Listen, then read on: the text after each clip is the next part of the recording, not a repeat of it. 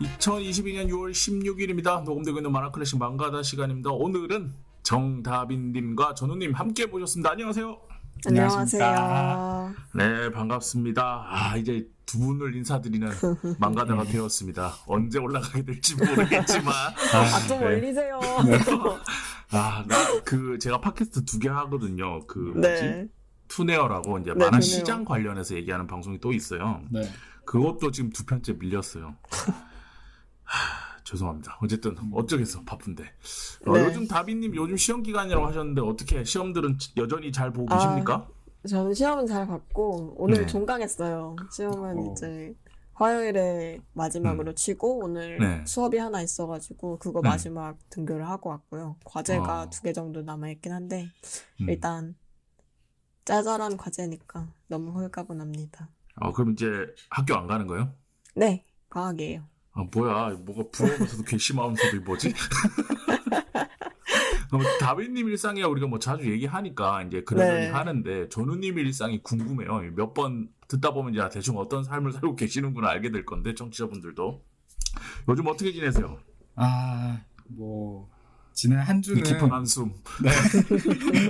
지난 한 주는 뭐 지내는 거는 뭐 그냥 평소랑 비슷했는데 이제 제가 지난주에 오늘 그러니까 이제 보게 될 만화를 제가 정하려고 할 때 제가 한번 번복을 했었잖아요.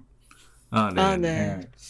작가님께서 결제까지 그때 바로 하셨다고 했는데 그래서 좀 미리 생각을 해놓을 거라는 그런 아쉬움이 있어가지고 제가 이제 한 주 동안 리디북스를 제 거를 이제 돌아보면서 한번 소개해보면 좋겠다 싶은 만화 리스트를 한번 쭉 뽑았어요. 준비성이 철저하시다. 네, 그래서 처음에 이제 130개 정도를 고르고 어머. 그 중에서 다시 뭐야? 절반으로 줄이고 그리고 또 이제 계속 줄여가지고 한 45개 정도 나오더라고요. 1년치 분량인데. 대박인데요? 네, 그 중에서 이제 한 절반 정도는 좀 그래도 좀 짧게 소개할 수 있는 것들이기도 할 것 같고. 네. 그래서 이제 뭐 일도 하고 또 이제 뭐 만화도 보고 이번 주에도 또 이제 뭐 신간 재미난 것도 많이 나와가지고 하나씩 다 맞아요. 네. 뭐 지난주 이제 녹음했던 망가다 언제 올라오나 계속 기다리고 네. 그렇게 지내면서 또 이렇게 꼽을 주시는군요. 네, 그렇게 지내고 있었습니다. 그렇지. 그러면 네, 지금 전우님이 뽑아놓은 것만 해도 저희 1년치 거의 다 할 것 같은데? 그럴까요? 하고도 남을 것 1년은 계속 같은데요? 할 수 있을까요, 제가? 네. 나가지 마세요.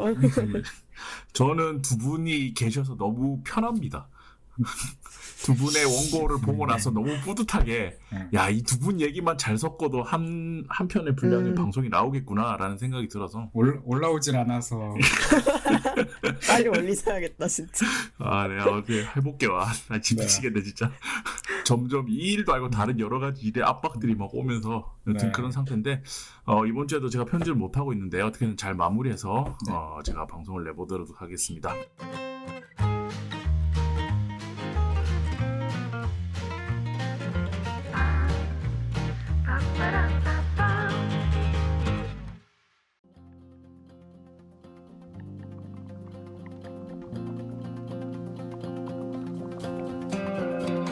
안녕하세요. 자살클럽을 그리는 작가 남승현입니다.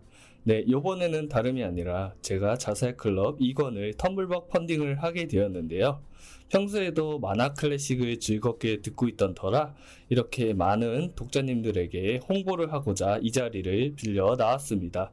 앞으로도 자살클럽 만화를 계속 관심 가져주시고 만화 클래식도 많이 들어주시기 바라겠습니다. 감사합니다.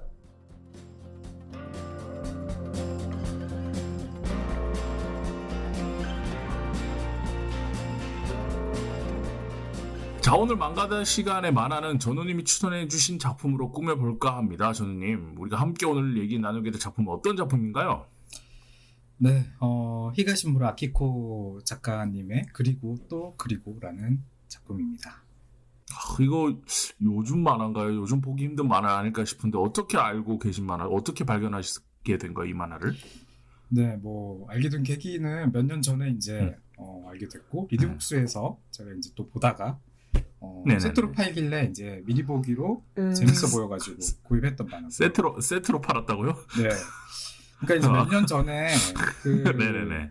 도서정가제가 온라인 그 전자책까지 적용되기 전까지는 리디북스 그 네. 세트를 잘 조합하면은 세트 뭐 이런 거는 정말 싸게 이렇게 볼 수 있는 방법들이 있었어요. 맞아요.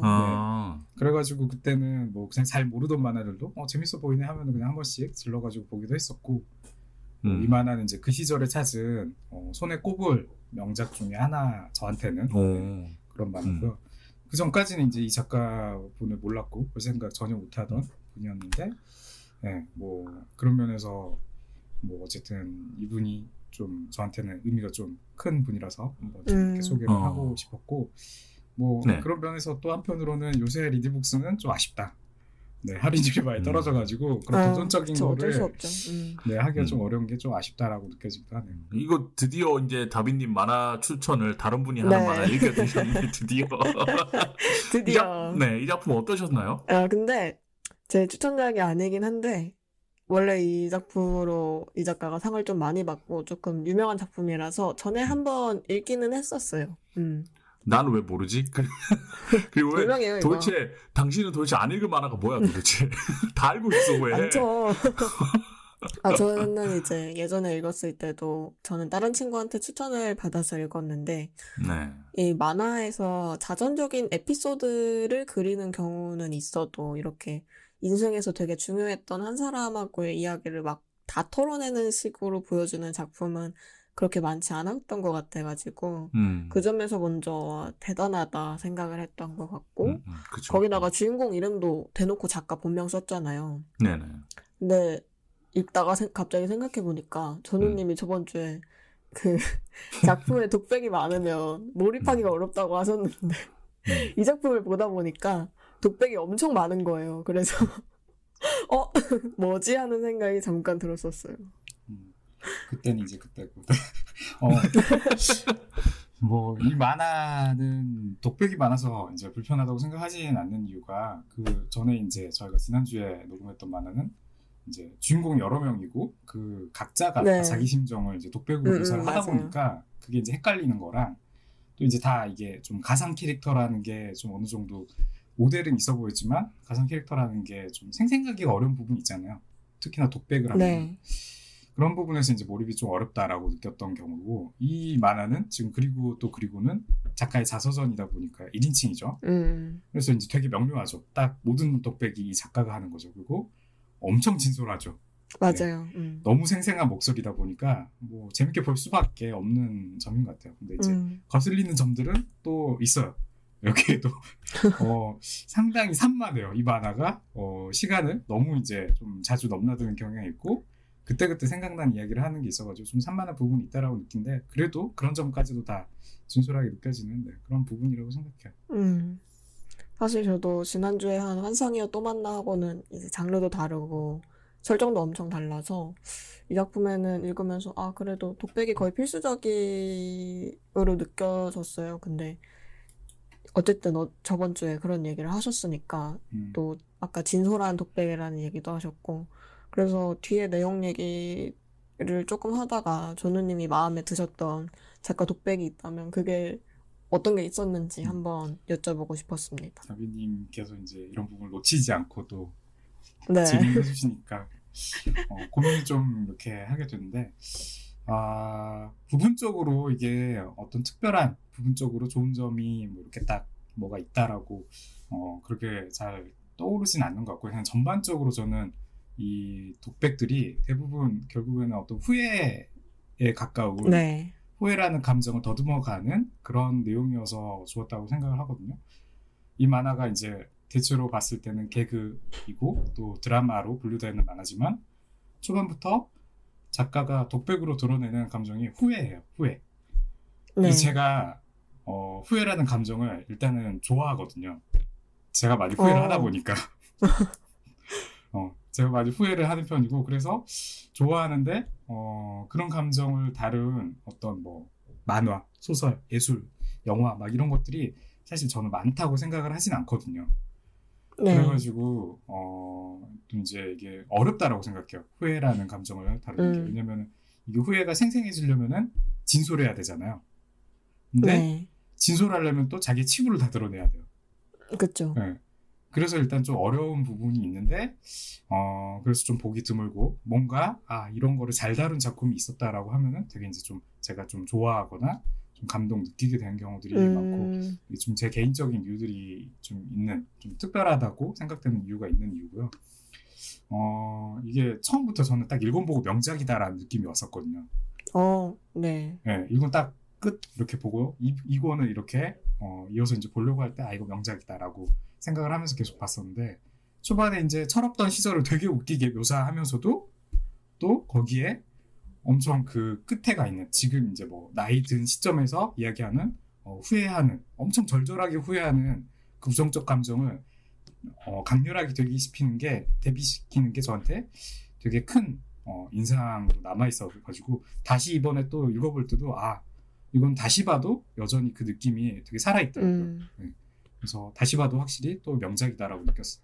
이제 전우님이 이 작품을 왜 좋아하는지에서 쭉 얘기를 해주셨는데 그거랑 별개로 또 이런 작품을 사람들한테 봤으면 좋겠다고 생각하는 어떤 추천하시게 된 이유 같은 게 있으면 그것도 좀 알고 싶어요. 네.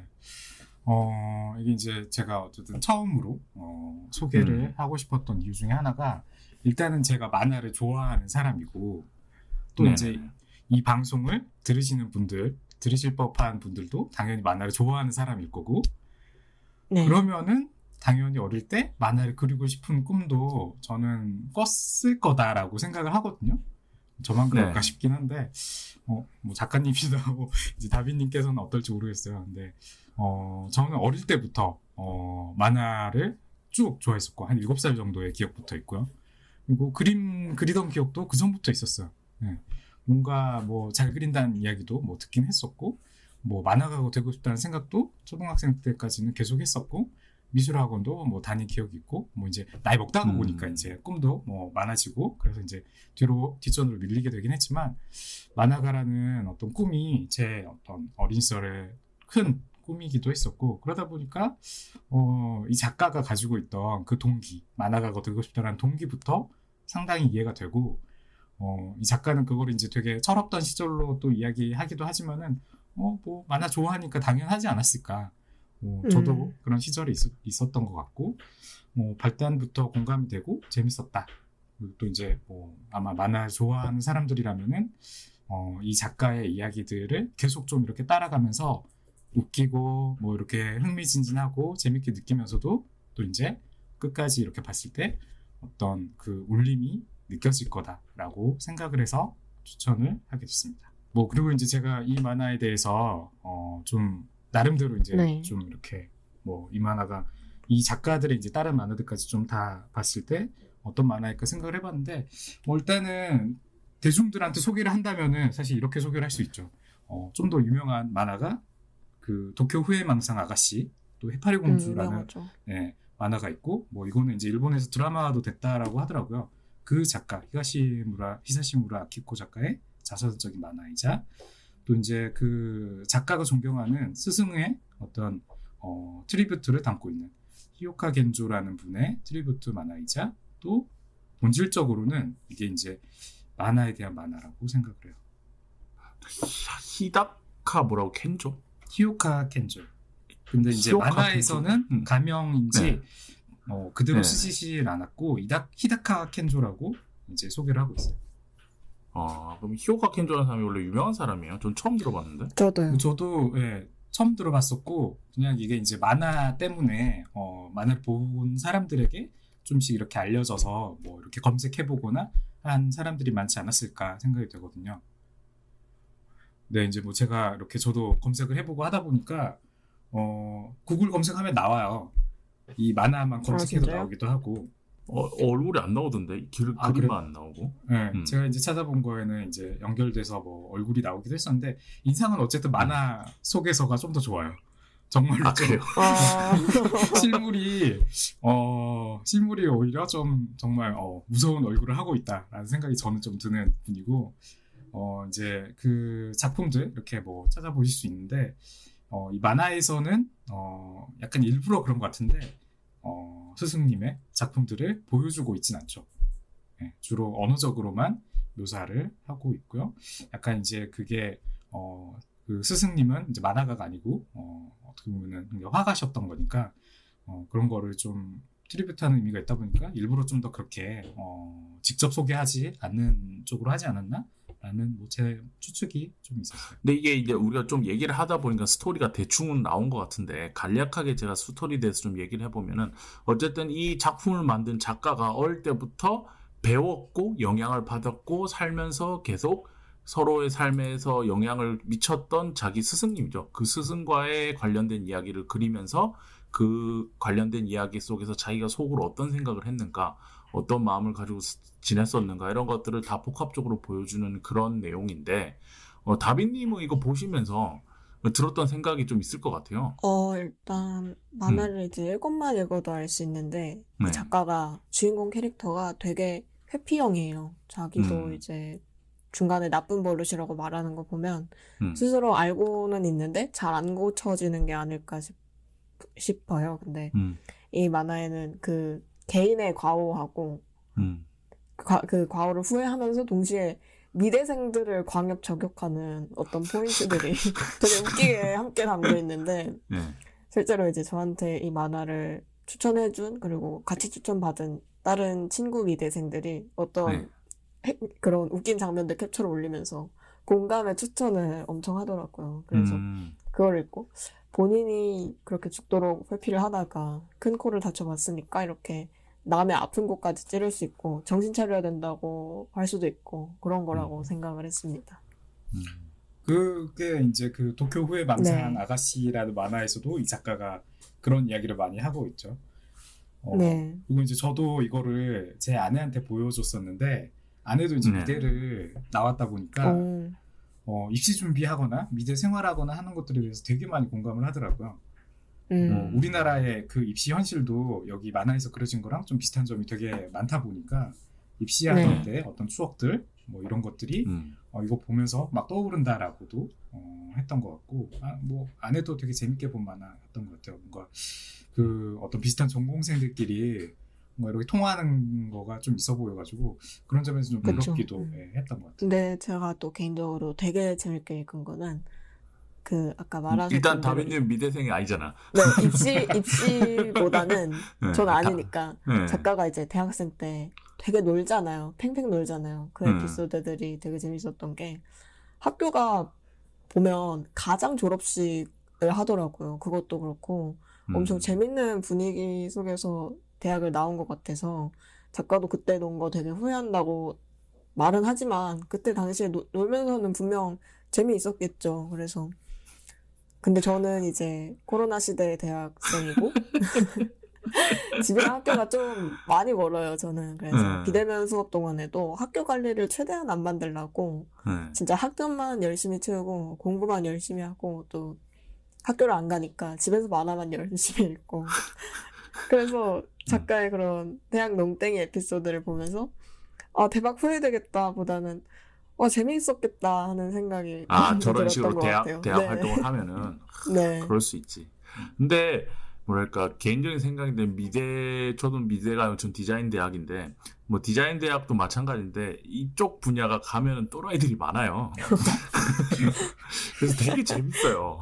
자의식 과잉부터 예술봉 찬 애들부터 시작해가지고 모든 게 다 있군요. 교수들도 마찬가지고 그 자의식 과잉 예술봉인 애들이 커서 된 게 그 사람들이잖아. 그러니까 서로 놀고 이러면 진짜 재밌고 이런 일들 많긴 한데 어쨌든 코로나 시국에 대학을 다니시다 보니 좀 그런 지점이 있긴 있겠다라는 생각이 드네요. 읽다 보니까. 저는 이거 이제 다빈님 이야기 들으면은 오히려 또 이제 부러운 느낌이 들기도 하는데 저는 이제 대학생활 좀 옛날이라서 지금처럼 그 이제 코로나 시절에 대학생 이렇게 보내시고 계신다고 했는데 저는 이제 약간 뭐랄까 남자 셋 여자 셋 때 어떤 낭만이 있던 때 그런 때 학교를 다니면서 이 만화를 보면서 약간 좀 그 시절 자체는 좀 비슷하지 않았나 싶기도 하고 그리고 작가의 어떤 정서들도 또 한편으로 되게 공감이 많이 됐어요. 그때 이제 정말 시간이 저도 인생에서 가장 많았던 때인 것 같고 한가하기도 하고 여유도 많았고 그러다 보니까 즐길 것도 많았고 뭐 누릴 것도 많았고 그러면서도 한편에는 이제 열심히 살지 않고 뭐 시간 이렇게 그냥 몽땡이 치고 뭐 한가하게 보내고 뭐 막 이렇게 생산적이지 않은 마음 그 스스로를 자책하던 마음들이 항상 한켠에 있었거든요. 네. 그래서 작가랑 비슷한 마음들은 또 들었던 것 같아요. 근데 이런 점들이 이 만화의 좋은 점인 것 같아요. 뭔가 자서전적 이야기를 워낙 진솔하게 그리고 있다 보니까 어떤 작가의 뼈저린 어떤 후회, 반성 이런 것들이 느껴지기도 하는데 또 이제 독자들도 그런 정서에서 비롯된 또는 이 에피소드에서 비롯된 어떤 자신만의 또 에피소드들이 이렇게 떠오르는 거고 저도 이제 뭐 작가 같은 어떤 후회스러운 일들이 막 이렇게 계속 떠오르기도 하고 어떤 뼈저리게 후회할 만한 돌리고 싶은 일들이 떠오르기도 하고 또 근데 한편으로는 그때 다시 돌아가면은 글쎄 그거보다 더 잘했을까라는 생각이 또 들기도 하고요. 뭔가 근데 저는 이 작품이 굉장히 좀 재밌었던 게 네. 그러니까 개끈이 자기를 희화화하잖아. 네네. 그게 자기를 계속 못난 아이, 자기를 그러니까 거의 되게 유쾌한데 자기를 못나게 보고 유쾌한데 후회하고 막 이런 느낌이 들어서 그런 지점에서 너무 연민에 안 빠지는 식으로 얘기를 재밌게 끌고 가서 난 그 지점 너무 좋더라고요. 네, 저는 첫 번째로 봤을 때는 이제 성인수 작가님이랑 비슷하게 생각했는데 두 번째로 이제 이번 주에 봤을 때는 약간 교묘하다고 느껴지는 지점이 있었던 게 말씀하신 대로 교묘하다고. 조조요? 네. 기묘가 이거 이번엔 교묘인가? 교묘요. 네.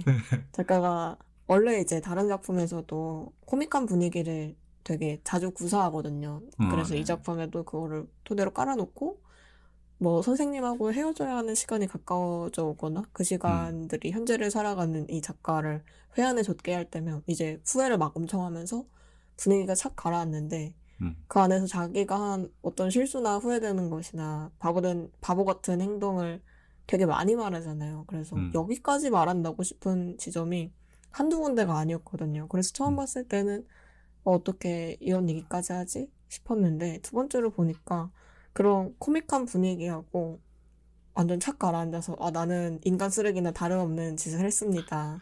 이 만화는 그런 지독한 이야기입니다 하면 웬만해서는 이제 히가시무라 기코라는 사람을 나무랄 수 없겠다는 생각이 들었어요. 저는. 그래서 성인수 작가님은 자기 연민에 엄청 빠지지는 않는다고는 하셨지만 저는 어느 정도 자기 방어적인 요소가 느껴졌던 것 같고 그래서 물론 그런 얘기를 만화로 그린 거에 대한 대단하다는 감상은 이제 여전히 있지만 두 번째로 다 읽고 났을 때는 이 만화를 내 마음에 어떤 지점에 배치해두는 게 좋을까 그런 혼란이 새롭게 생겼던 것 같아요. 이번에 근데 다시 읽고. 작가가 이 만화는 네. 그런 지독한 얘기입니다. 그 나레이션 5권 때 나오잖아요. 근데 네.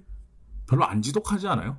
안 지독한지 모르겠더라고. 그냥 본인이 그렇게 생각하는 건데. 살다 보면 그럴 수 있죠. 네, 그렇게 하고 나서 그 다음 페이지 넘기면 또 뭔가 이야기를 또 희화해서 재밌게 끌고 가더라고요. 네. 난 그 지점에서 본인은 그렇게 생각하지만 여러분 그렇게 느끼지 않으셨으면 좋겠어요라는 그게 깔려 있는 것 같아서 아까 했듯이 너무 그렇게 연민적으로 빠지는 건 아닌 것 같다라는 생각이 전 들었었거든요. 저는 그 두 분 다 공감이 될 만한 지금 이야기를 하셨다고 생각을 하는 게 작가가 되게 진솔하게 이야기를 하잖아요. 근데 이제 저는 상담실에서 이야기를 이제 1대1로 말하는데도 사실은 진솔하기가 되게 힘든 일이라고 생각을 하거든요. 그렇죠. 네. 솔직하기가 저희가 이 사람한테 내가 이런 이야기를 해도 될까라는 생각이 있기 때문에 되게 어려운 일이기도 하고요. 또 이제 다빈님께서 말씀하신 것처럼 어떤 분들은 방어적인 부분 때문에 더 자책을 많이 하거나 내가 누군가에게 비난받을 것 같다라고 생각하면은 전 쓰레기예요 막 이런 식으로 자기 비난 또는 이제 막 우스갯소리를 막 이렇게 하는 것처럼 자기 어떤 힐난 이런 식으로 방어를 보이시는 분들도 분명히 많이 있으시거든요.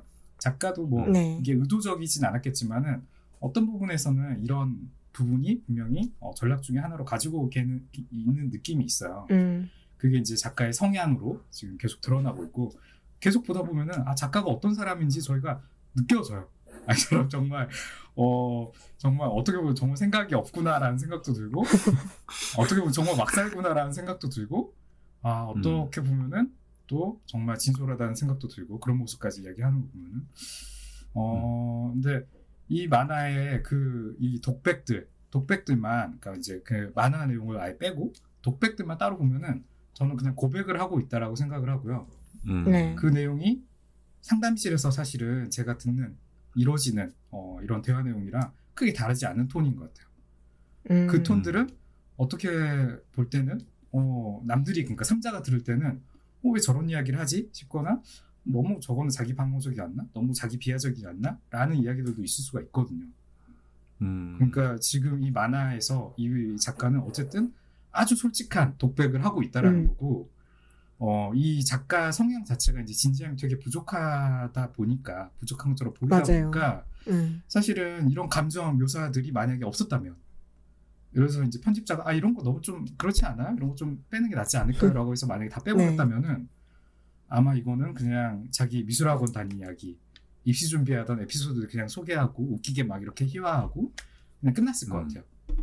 그러면은 이제 작가 다른 만화들처럼 그냥 웃기고 뭐 또 재밌고 뭐 적당히 막 이렇게 로맨스 섞여 있는 순정 만화가 됐겠지만은 그럼 이제 제가 좋아하는 만화는 안 됐을 거라고 저는 생각하거든요. 듣고 보니까 그 지점이 이 작품을 입체적으로 만들어주고 또 한번 생각할 수 있는 뭔가를 만들어주는 것 같네요.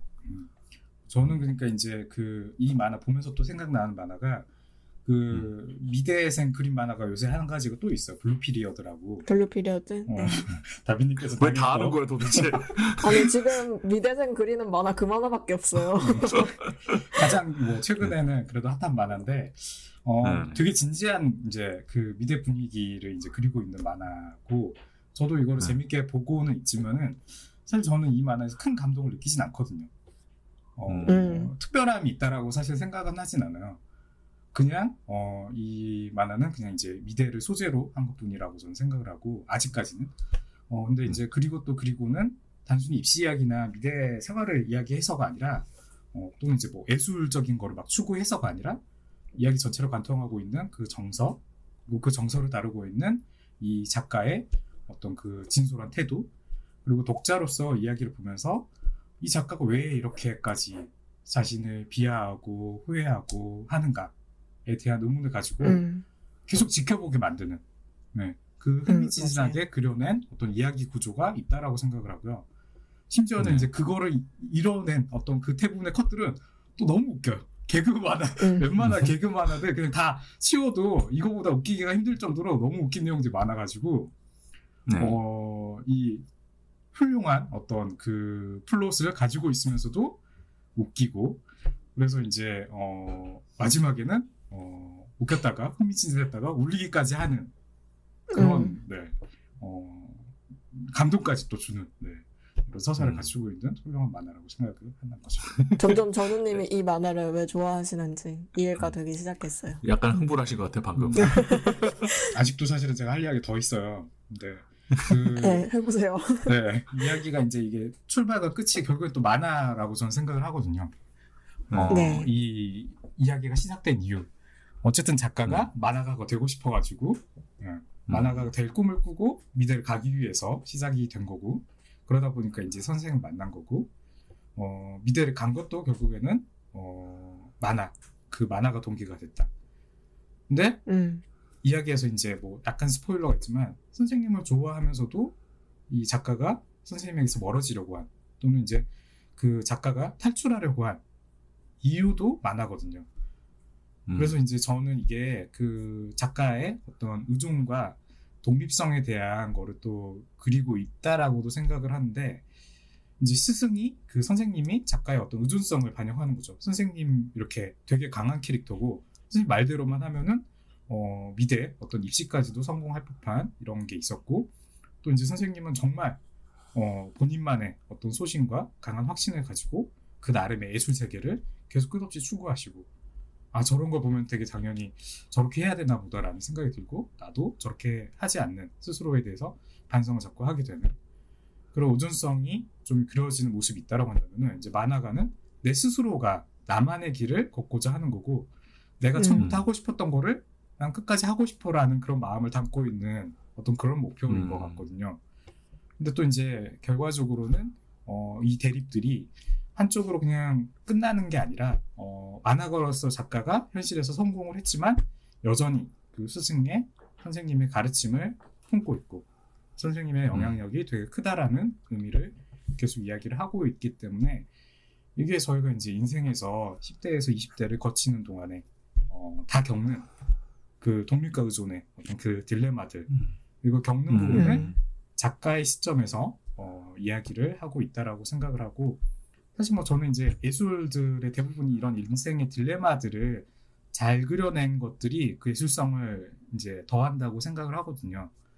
그러다 보니까 이 작가가 이런 식으로 독립성과 의존성의 어떤 화해를 다루고 있는 그런 주제, 뭐 본인이 의도했는지 뭐 몰라요. 근데 이제 저는 그렇게 좀 느낀다라는 거고 그런 부분이 이 만의 완결성을 좀 더한다라고 이런 생각까지도 하는 바입니다. 방금 얘기하신 그 독립과 의존의 딜레마란 말 되게 좋은 것 같아요. 그러니까 어쨌든 10대, 20대 때 겪으면서 우리가 다 겪는 거죠. 다비님도 지금 네. 겪고 계시죠? 네네. 그 말이 확 꽂히네요. 지금 얘기를 듣다 보니까. 이런 게 이제 사실은 그 시점 안에서는 스스로 자각하기는 좀 힘든 부분인데 지났을 때 저희가 돌아봤을 때 이제 좀 그지 맞아. 좀 더 보이는 부분들인 것 같아요. 제가 또 네. 약간 사실 다른 얘기긴 한데 제가 이 방송의 질문 담당이잖아요. 네. 3권 중반에 이제 이 작가가 어렸을 때부터 되게 좋아했던 그리고 자기가 데뷔한 만화 잡지인 부캐라는 잡지를 찬양하는 장면이 나오잖아요. 네. 근데 그거 보고 두 분은 혹시 좀 특별하게 좋아하는 만화 잡지가 있나? 그게 궁금해져서 물어보고 싶었습니다. 저는 이제 되게 오랫동안 거슬러 가야 되거든요. 제가 봤던 잡지들을 이야기하려면 네네. 다빈님께서 아마 태어나시지 않으셨을 수가 있고요. 저는 이제 제가 어릴 때 가장 좋아하던 잡지가 소년중앙이라는 월간 만화 잡지가 있었어요. 그거를 보려고 매달 그 서점에 가서 엄마 손을 잡고 책을 이렇게 구입하던 기억이 있고요.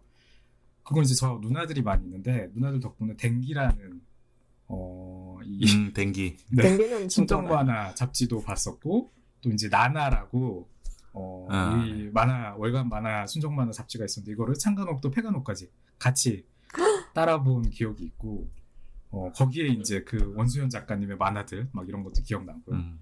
그럼 이제 가장 열심히 보던 때는 이제 슬램덩크 연재하던 때 소년 챔프 이때를 이제 소년 챔프를 거의 매주 이렇게 사보던 때고요. 그 후에는 이제 나이 먹으면서 뭐 영챔프 뭐 그리고 이제 창천항로가 연재되던 빅 챔프라고 이건 이제 정말 성인 만화인데 제가 어릴 때 이거를 구하려고 정말 갖은 노력을 하던 그런 기억까지 떠오르는 것 같네요. 저는 그러니까 만화책을 대부분 단행본으로 봤어요. 그래서 그러니까 뭔가 연재되고 있는 거를 가지고 그렇게 잡지 매거진을 보는 거에 별로 그렇게 흥미를 못 느꼈거든요, 어릴 때. 네. 그래서 대부분 다 사서 봤고 저는 그 옛날에 서점 책 대여해 주는 데 있잖아요. 그런데도 어릴 때 몇 번 가고 한 번도 안 갔거든요. 다 사서 봤는데 저는 그래서 잡지, 그러니까 만화 잡지 말고 어릴 때 꿈이 애니메이션 감독이었기 때문에 옛날에 애니메이션 관련 잡지가 한국에 2개 있었어요. 하나는 뉴타입이 있었고 이제 하나는 이제 애니메이툰이라는 잡지가 있었는데 뉴타입은 모르겠어요. 별로 그렇게 사라질 때 별로 그렇게 슬프지 않았거든요. 뭐 일본 거니까 라고 생각했던 것 같은데 네. 애니메이툰이라는 애니메이션 시장 관련돼서 정보가 막 알려주는 그런 잡지가 있었는데 그거를 심슨 만드셔서 넬슨 신이란 분이 이제 편집장을 했던 걸로 전 기억해요. 근데 그 잡지가 어느 순간부터 안 나오더라고. 그래서 그때는 좀 슬펐던 것 같아요. 그러니까 그때는 인터넷도 잘 없고 인터넷 있어도 여기 요즘처럼 이렇게 파고 파다 보면은 뭐 새로운 정보들을 알 수 있는 그런 그렇죠. 정보량이 많지 아니었던 않죠. 시대였기 때문에 네. 그 시장에 대해서 알려면은 그 잡지밖에 없었거든요. 그래서 그 기억이 좀 나더라고요. 이 질문을 듣고 나니까. 다빈님이 이런 질문을 항상 가져오실 때는 본인이 이유가 할 있죠? 얘기가 있기 때문에 네. 들고 오는 거거든요. 그래서 이제 다빈님 얘기를 해보시죠. 저는 코단샤의 일본 잡지인데 월간 애프터눈을 좋아해요. 90년대 이제 기생수가 연재되던 시절의 작품들도 좋고 지금 연재 중인 작품들 중에서도 재밌는 게 되게 많다고 생각을 하거든요. 제가 성인수 작가님한테 이식으로 마사카제 천국대마경 얘기를 한 3번 정도 했을 텐데 지금 거의 제일 재밌게 보고 있는 연재작 중에 하나인데 그것도 애프터눈 연재작이라서 아무래도 애프터눈이 저의 마음을 가장 흥분되게 해주지 않나 싶습니다. 약간 그게 좀 청년층 만화 잡지. 아, 맞아요. 있죠. 청년층 만화 잡지죠. 네. 천국대마경도 제 리스트에 있어요. 한 번 다빈- 정도 더 나오면 하면 좋을 것 같아요. 전국대마경은. 다빈님이 네, 평소에 네. 이렇게 만화 관련된 거 말씀하시는 걸 듣고 있으면은 제가 뭐 하면 살았나 싶은 순간들이 한두 번이 아니에요. 진짜 나는 만화를 좋아하는 게 맞는 것인가? 만화를 읽고 있는 나를 좋아한 건 아닌가? 뭐 이런 생각도 들고. 근데 지금 오늘 전우님도 지금 방송 2번 했는데 막 얘기하는데 둘이서 저 이 만화 알아요? 저 이 만화 알아요? 크득크득 거리는 거 보고 있으면 되게 현타 오네요, 저는. 어쨌든 잘못인 것 같다. 이번에 원고 준비하면서 되게 편했어요. 다비님 정도로 요새 다 보시는 거예요? 저도 사실 다비님 이야기 듣다 보면 놀라거든요. 저요? 저는 신간을 이제 최대한 많이 보려고 하고 있고, 그쵸? 신간 연재되는 거 나오면 연재분을 그 원서로 사서 보는 경우도 있고, 정발이 안 되면. 원서까지. 아니면 이제 정발이 빨리 된다 하면 그냥 그때그때 나올 때마다 체크해서 보죠. 아까 그 대단하십니다. 중간에 이야기하신 뭐 이제 이 만화를 이렇게 추천해 주셨다는 친구분은 어느 네. 정도신지. 그 친구는 보는 것만 봐요. 되게 보수주의자예요. 만화의 보수주의자라서 자기가 보고. 여기 보수주의자가 왜 나와, 여기서. 만화의 진보주의자는 어떤 걸까요? 아니, 자기가 그냥 그 친구는 이제 한 5화 정도 보고, 이건 아닌 것 같아 하면은 이제 마음의 문을 닫고 자기가 보던 거 보고 다시 헌터헌터 펼쳐서 1권부터 다시 보는 그런 친구입니다. 뭐 이제 약간 좀 점점 이제 이 만화에 대해서 좀 어느 정도 정리를 해나가는 시점인 것 같은데요. 저도 네. 이제 약간 좀 하고 싶은 이야기 어느 정도 했다라는 그런 느낌이 들고요. 네. 일단은 뭐 마지막으로 뭐 이야기를 해야 된다면은 제목 이야기를 저는 꼭 하고 싶어요. 이게 맞아. 너무 네. 좋다라고 생각을 하거든요. 그러니까 어. 내용이랑 이런 것들까지 다 어떤 그 상징성이랑 뭐 주제, 내용 다 관통하는 어떤 그 제목을 담고 있다라고 생각을 하는데 이게 초월 번역된 번역이더라고요. 제목 말하시는 거죠? 네, 아, 초월 네네네. 번역이더라고요. 저는 이게 원제가 그냥 이렇게 좋을까라는 생각을 한 건데 초월 번역이었고 이게 이 번역한 이 애니북스에서 지은 제목인 것 같고 원제를 제가 찾아봤는데 무슨 뜻인지 알 수가 없는 제목이었어요. 말장난으로 근데 지은 거 아닌가 생각될 정도. 근데 뭐 혹시 들으신 분들을 위해서 근데 다빈님 초월 번역이라는 게 뭐예요? 초월 번역 그 단어를 물어보시는 거죠? 네네, 그러니까 그 뜻이 초월 번역이라고 하는 게 뭔가? 초월 번역이 뭐냐면 약간 이 만화에 관련해서 같이 설명을 해보자면 원제가 카쿠카쿠시카지카라는 와, 찾아봤어 그걸 또.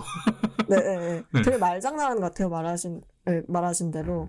그래서 이게 이러이러하며 저러저러하다라는 이 뜻인데 한국어 제목은 이제 그리고 또 그리고라는 이 만화에 등장하는 선생님이 입버릇처럼 하는 말이자 동시에 명대사잖아요. 그걸 사용해서 말 그대로 이거 원제를 보면 이 제목을 상상하기가 힘든데 이제 번역가가 재주를 되게 많이 발휘해서 이 작품하고 되게 잘 어울리는 걸로 약간 주관을 많이 개입했는데 이게 좋게 나온 경우라고 할 수 있겠죠. 초월 번역이 잘 된 경우인 것 같아요. 저도 이 번역된 제목이 더 좋아요. 제목 되게 마음에 들어요, 저도. 중의적인 어떤 의미까지 담고 있잖아요. 맞아요. 그런 것 같습니다. 이 작가 작품을 전 처음 봤어요. 근데 네. 뭐랄까 아무래도 처음 가지고 오신 작품인데 이 작가의 다른 작품들을 보면은 좀 뭐랄까 더 재미 요소로 흘러간다는 거죠. 이 작가 작품은. 이 작품 같은 경우에는 되게 뭔가 좀 입체적이잖아요. 작가 자신의 나레이션이 나오고 좀 진지한 면이 있어서 입체적으로 읽히는데 다른 작품들도 다른 작품 좀 더 재미, 유쾌한 이런 것들을 좀 무게를 두고 있는 그런 작품이라는 거죠. 전님. 그러니까 이것도 이제 제 의견이긴 한데 뭐 어쨌든 이 만화를 너무 재밌게 보고 아까 이제 계속 말씀드린 것처럼 저는 이 만화의 어떤 완결성에 대해서 의심을 하지 않기 때문에 이 작가의 능력이라고 생각을 했고 다른 만화들을 이제 찾아봤어요. 그래서 이제 다 또 세트로 바로 결제를 해서 봤는데 그 이제 작가의 초기작인 어떤 그 이제 만화 속에서도 소개가 되기도 한데 패션걸 유카라는 작품이 있고 또 이제 뭐 그 뒤에 성공한 어떤 작품으로 알려진 것들 해파리 공주랑 도쿄회 망상 아가씨 이런 만화들이 있는데 이것까지는 이제 다 한번 쭉 봤는데요. 패션걸 유카는 좀 저한테는 너무 유치하게 느껴져가지고 초기작이에요. 네, 그 약간 좀 약간 어린 소녀들을 대상으로 하는 그런 느낌이라서 저는 이거를 다 볼 수가 없었고 해파리 공주랑 도쿄의 망상 아가씨는 다 봤는데 이거에서는 제가 이제 이 작가에게 기대했던 어떤 그런 것들을 충분히 좀 느끼기는 어려웠다. 그래가지고 좀 약간 실망스러운 부분이 있고 해바라기 케니치 전설이라는 작품이 또 있다라고 하는데 이미 이제 실망을 다 한 상황이었고 이게 이제 그래도 좀 자서적인 거를 담고 있다라고 들었는데 미리 보기를 딱 보니까 똑같구나. 네. 그래서 이 작가 작품 중에서는 이 작품만 이렇게 살아남는 거네요. 일단은 뭐 지금 그리고 또 그리고가 그나마 좀 후반부 작품이라서 뭐 새로운 작품이 연재를 한다면은 또 뭐 이렇게 한번 볼 생각을 가지고는 있지만 대체로 이제 이전 것들은 좀 실망스러운 편이었다. 근데 보면은 이게 출판사가 우리나라에서 이제 학산문화사로 발간된 것과 이 애니북스 지금은 이제 문학동네로 그냥 이렇게 발간이 된 이 차이로 보여진다. 문학동에서 발간된 이유가 있다. 네. 이렇게 생각이 들어요. 역작이 인생에서 그렇게 여러 번 만들어지지 않는다. 그런 생각까지 드는 그런 작품이었습니다. 그런 걸 수도 있겠어요. 이 작가가 하고 싶은 만화들은 앞에 나열하셨던 그런 유쾌하고 재밌고 약간 간단한 구조의 그런 유치할 수도 있는, 또 유치한 것도 유치하면 재미가 있잖아요. 그런 만화를 본인이 하고 싶은 건데 어느 정도 만화가로서 완숙기에 접어들게 되고 나이도 들면서 들었던 생각들이 이 그리고란 작품에는 좀 더 더해지면서 전우님이 좋아할 만한 그런 약간 무게감 있는 입체감 있는 작품으로 나온 게 아닌가라는 생각으로 정리하면 될 것 같은데 동의하시나요? 그 전에 만화들이 없었으면은 사실 이 정도로 도전적인 작품을 하기 힘들었을 것 같아요. 어떻게 보면은 다 필요했던. 그죠. 알겠습니다. 오늘은 전우님이 처음 가지고 오신 히가라시 무가 아이코의 그리고란 작품 얘기를 한번 해봤습니다. 어쨌든 이 작품도 저는 성공이라고 봐요. 우리 망가달 컨셉에 굳이 추천하지 않으면 보지 않겠지만 보고 나면 재밌는 그런 만화인 것 같아서 오늘 전우님이 추천해 주신 작품 한번 소개해 드려봤습니다.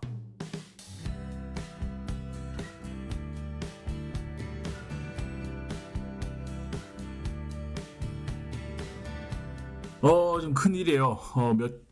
몇 주째 지금 편집을 못하고 있어가지고, 제가 뭐 다 제 잘못이죠. 제 탓입니다. 새로운 분이 오셨는데도 그 전에 했던 것도 편집을 못하고 있고, 지금도 편집을 못하고 있는데, 어쨌든 제가 빨리빨리 편집해서 올리도록 하고, 그러면 뭐 이렇게 편집되는 대로 바로바로 올릴게요. 전우님이 총알이 많다고 하셨으니까. 네네네. 네.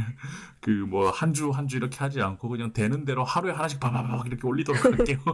네네. 네. 그렇게 올려주셨으면 좋겠습니다. 네, 알겠습니다. 자, 2022년 6월 16일이었습니다. 녹음되고 있는 만화클래식 망가다. 오늘은 히가시 무가 아이코 작가의 그리고 다빈님과 전우님과 함께 해보았습니다. 저희 다음 주에 뵙도록 하겠습니다. 감사합니다. 감사합니다. 감사합니다.